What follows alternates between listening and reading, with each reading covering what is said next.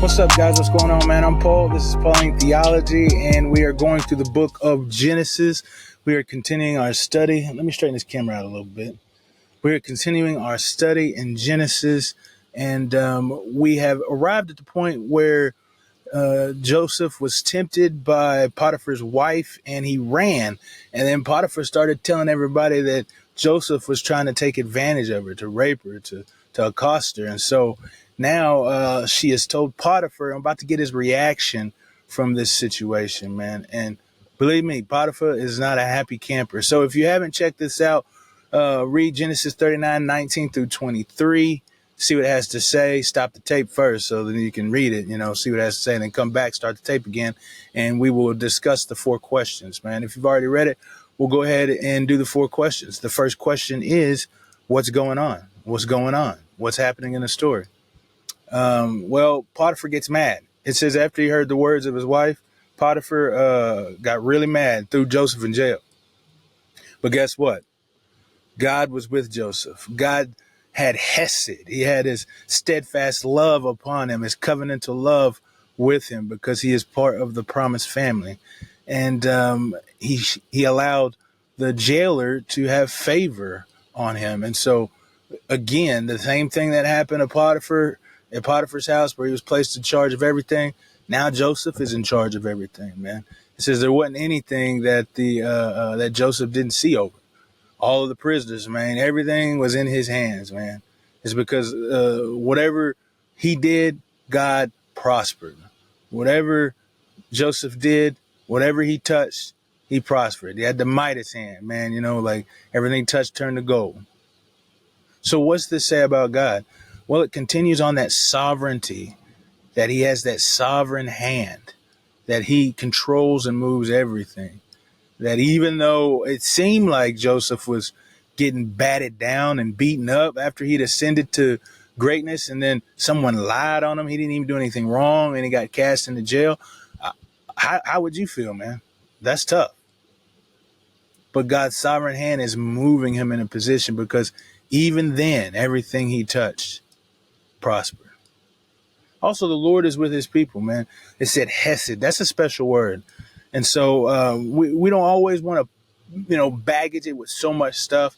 But I think we can see that here is it's that covenantal love, because he has made a covenant with the family of Abraham.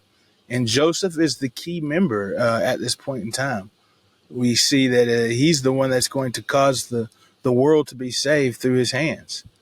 And so God is with him to do that. And that is part of that covenant promise, that covenant renewal, that the world will be blessed by the people of Abraham.